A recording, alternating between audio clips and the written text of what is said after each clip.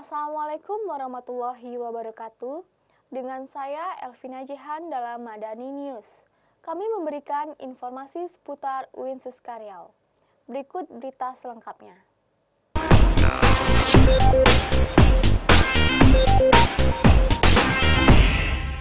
Berita pertama dari Perpustakaan UIN Suskaryau. Memasuki Minggu Tenang sebelum UAS dimulai, Perpustakaan UIN Suskaryau sepi dari pengunjung. Hal ini dikarenakan banyak mahasiswa yang tengah melakukan persiapan UAS dan memilih libur. Menjelang UAS, seluruh mahasiswa diberikan toleransi berupa Minggu Tenang sesuai dengan kebijakan tiap-tiap fakultas. Minggu Tenang memicu sepinya pengunjung dari perpustakaan. Hal ini tampak dilihat dari parkiran motor perpustakaan yang tidak ramai dan situasi di dalam perpustakaan yang juga terlihat sepi dari biasanya. Tawaf selaku pustakawan mengatakan, Minggu Tenang memang membuat perpustakaan ini sepi, sebab mahasiswa yang menjadi pelanggan setia perpus tengah libur untuk persiapan ujian akhir semester. Ia menambahkan, selama hari dinas berjalan, perpus tetap buka. Karena sebagai perpustakaan perguruan tinggi, perpus tidak pernah libur kecuali tanggal merah dan cuti bersama. Pegawai perpustakaan semua unit lah itu nggak ada istilah tutup. Perguruan tinggi nggak pernah tutup, nggak ada istilah kecuali tanggal merah. Ya, kita kan berasaskan dengan sistem pelayanan prima, ya. Bagaimana seluruh sivitas akademika khususnya untuk mahasiswa dosen kita memberikan pelayanan yang semaksimal mungkin. Windra Yunaldi, Utami Permatasari melaporkan. Berita selanjutnya, jadwal ujian akhir semester ganjil dimulai tanggal 19 Januari 2015 ini. Dipersiapkan sebagian besar mahasiswa UIN Suskaryau dengan antusias. Berikut pernyataan persiapan yang dilakukan mahasiswa UIN Suskaryau. Sebagian besar fakultas di UIN Suskaryau melaksanakan ujian akhir semester mulai tanggal 19 Januari. Beberapa mahasiswa mengatakan persiapan mereka untuk menghadapi ujian akhir semester. Meski sebagian besar mahasiswa UIN Suskaryau mengatakan untuk mempersiapkan UAS dengan fokus belajar, ada pula yang terlihat santai dalam menghadapi UAS dan tidak memilih untuk fokus belajar. Fakultas yang melaksanakan UAS diantaranya adalah Fakultas Syariah dan Ilmu Hukum, Fakultas Sains dan Teknologi, Fakultas Tarbiyah, Fakultas Ekonomi dan Ilmu Sosial, Fakultas Psikologi, Fakultas Usuluddin, dan Fakultas Pertanian dan Peternakan. Indra Supriyadi, Mustika Wulandari melaporkan. Berita selanjutnya datang dari Fakultas Sains dan Teknologi. Pemilihan Raya Gubernur Mahasiswa Fakultas Sains dan Teknologi periode 2014-2015 kembali digelar. Kali ini pemilihan menggunakan sistem iVote. Pemilihan yang berbeda dari sebelumnya diikuti oleh hampir 2.000 mahasiswa. Sistem iVote dalam pemilihan Raya Gubernur Mahasiswa Fakultas Sains dan Teknologi berjalan lancar. Sistem iVote ini telah dipersiapkan oleh 3 dosen yang memiliki keahlian tersendiri di bidangnya. Kemudian sistem ini dikembangkan oleh mahasiswa selaku panitia KPRM. Dalam pemilihan tersebut, ada 3 TPS yang digunakan. Masing-masing terdiri dari 1 unit komputer operator dan 2 unit komputer untuk memilih. Untuk pemilih, wajib lampirkan KTM sebagai data diri. Menurut Ali Umar selaku Humas KPRM, sistem iVote ini memiliki banyak kelebihan. Di antaranya, tidak menggunakan kertas dan sistem perhitungannya pun otomatis. Ia menambahkan, sistem iVote ini sekaligus menunjang perubahan menuju Go Green. Pertama, biaya. Biaya memang pertama kita akan mahal, mungkin menghabiskan dana 1 juta atau lebih dengan sistem ini. Tapi setelah itu, sistem yang sama kita gunakan lagi akan biayanya akan lebih murah, mungkin hanya menghabiskan sekitar 200.000 atau berapa. Dan mungkin kan ini perubahan untuk ke Go Green. Menurut Fandi, pemilihan menggunakan sistem iVote lebih mempermudah mahasiswa. Ia berharap untuk calon yang terpilih nantinya akan lebih baik ke depannya terkhusus dalam kinerja ilmiah, serta membangkitkan kreativitas mahasiswa. Kalau memakai e-voting ini langsung menggunakan komputer mungkin sudah memudahkan kita sebagai pemilih, karena sebelumnya kita memakai melalui kertas-kertas yang di sana kan kadang banyak terjadi kegagalan di dalam pemilihan. Nah, harapan saya kalau misal terpilih nanti nomor berapa, nomor 1, nomor 2 atau nomor 3, harapan saya sains teknologi ini bisa lebih baik sama mereka, khususnya dalam kinerja ilmiah dari mahasiswa dan berbagai kreativitas yang akan bisa mereka kasih medianya untuk mahasiswa ini lebih berkreatif. Utami Permatasari, Elvin Ajihan melaporkan. Berita selanjutnya datang dari Fakultas Syariah dan Ilmu Hukum.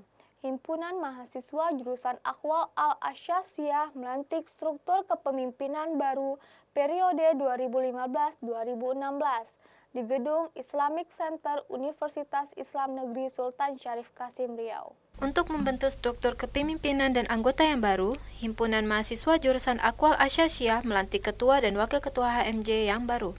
Periode jabatan sejak 20 Januari 2015 sampai 20 Januari 2016. Struktur kepemimpinan baru ini memiliki 57 anggota, namun diungkapkan oleh Muhammad Sulfi selaku ketua HMJ yang baru, jika keseluruhan anggota tersebut belum tentu dapat dipertahankan sampai akhir periode. Ia melihat dari keseriusan masing-masing anggota sendiri.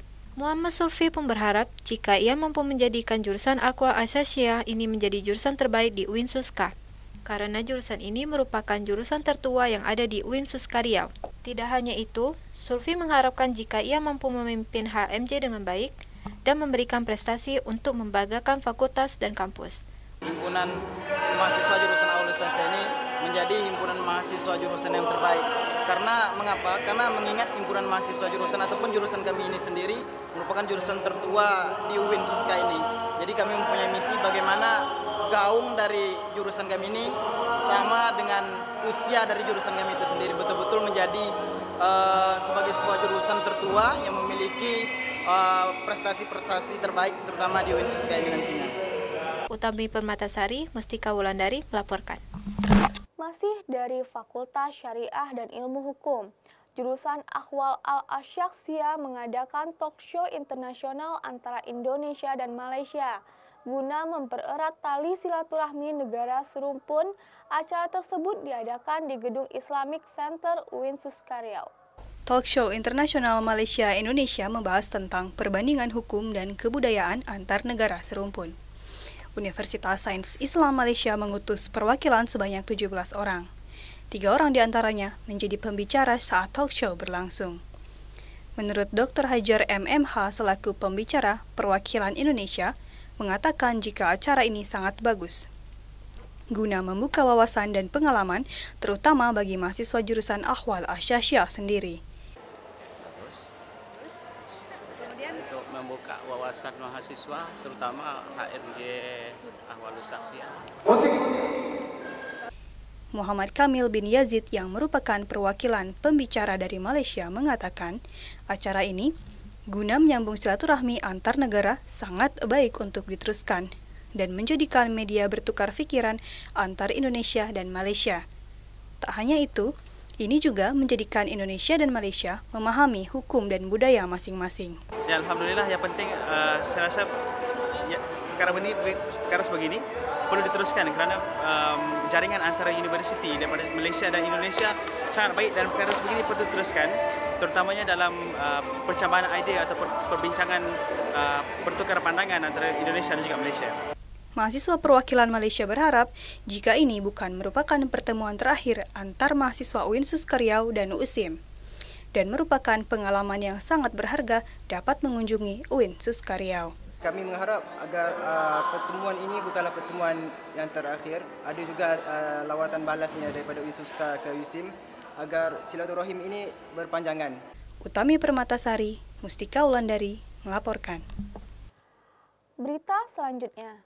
Ujian akhir semester yang dilaksanakan pada tanggal 19 Januari 2015 lalu membuat seluruh mahasiswa mempunyai cara persiapan tersendiri.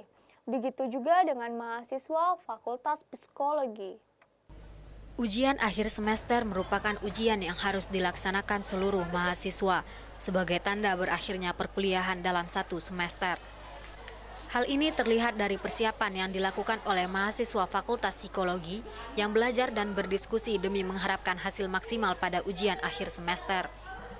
Iis, salah satu mahasiswi semester 9, mengatakan bahwa ia merasa cemas dalam mengikuti ujian hari ini, sebab sudah mengulang 2 kali, membuatnya harus lebih ekstra belajar dan sering membaca jurnal. Perasaan kakak saat menghadapi ujian semester ini? Deg-degan sih karena udah 2 kali ngulang ya. Oh. Iya, jadi mungkin yang kemarin itu karena banyak kegiatan kan, jadinya ngulang semester ini gitu. Apa saja persiapan kakak? Kan sudah 2 kali gagal gitu. Iya, jelas lebih ekstra belajar gitu dan lebih banyak membaca jurnal karena memang ujiannya itu memang banyak yang materinya dari jurnal gitu. Siti, mahasiswi semester 5, juga mengatakan hal yang sama, bahwa dalam mengikuti ujian ia merasa cemas. Menurutnya, rasa cemas itu tergantung pada kesiapannya dalam menghadapi ujian. Perasaannya ya kadang sangat nervous gitu. Kalau misalkan kita tahu jawabannya, kita nggak nervous, gitu aja sih. Terus gimana persiapannya? Jadi kalau misalnya biar nggak nervous kan harus ada persiapan. Persiapannya paling cuman belajar aja gitu.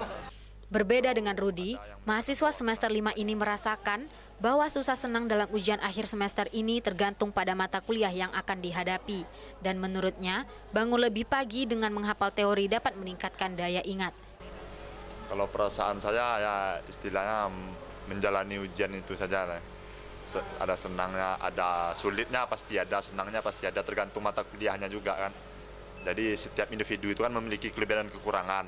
Kalau persiapan saya, kalau ada yang menyatakan bahwasannya supaya mudah ingat di belajar itu kan, supaya mudah ingat di belajar itu bangun pagi jam 4 subuh, membaca buku, karena pada saat subuh itu kan tenang gitu, jadi apa yang kita baca itu mudah masuk ke pikiran kita kan.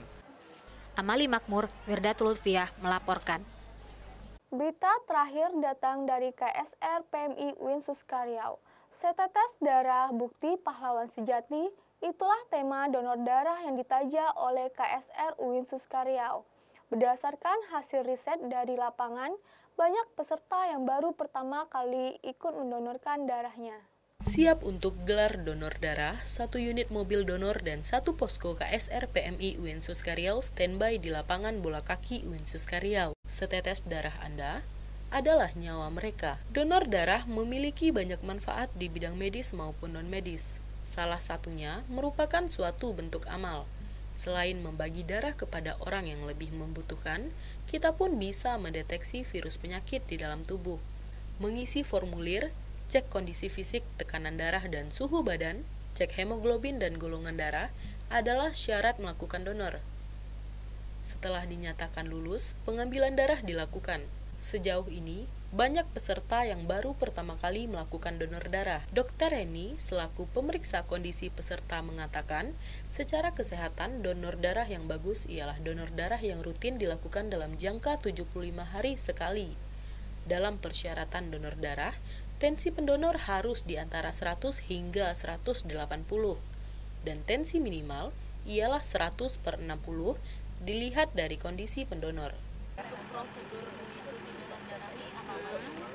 Prosedurnya kalau dari awal kita mengisi formulir donor dulu, nanti kita cek mengenai kondisi fisiknya, terus tekanan darah, kemudian suhunya, dan kalau memang sudah oke, baru kita lakukan pengecekan hemoglobin sama golongan darah.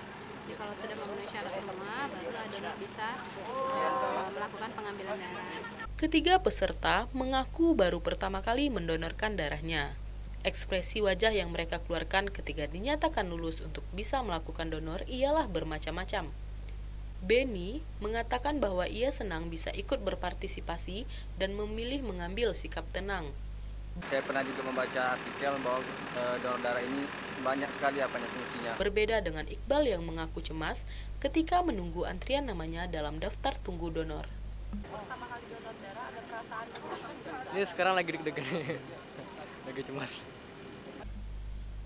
Mahasiswa Malaysia yang berkuliah di UIN Suskaryau jurusan PMH mengatakan bahwa ini adalah donor darahnya keempat dan merupakan donor darah pertamanya di Indonesia. Bapak biasa aja, karena ini sudah kali keempat tapi kalau di negara ini baru kali pertama. Menurutnya, prosedur donor darah di Malaysia dan Indonesia hampir sama. Hanya saja, di Malaysia dilakukan pada ruangan khusus, bukan terbuka seperti ini. Afrizal Utami Permatasari melaporkan. Berita tadi sekaligus menutup jumpa kita kali ini. Bagi Anda yang menginginkan informasi lebih lanjut, silakan kunjungi website kami di www.madanitv.uin-suska.ac.id. Saya Elvina Jehan dan kru yang bertugas mohon undur diri. Terima kasih. Wabillahi taufik wa hidayah. Wassalamualaikum warahmatullahi wabarakatuh.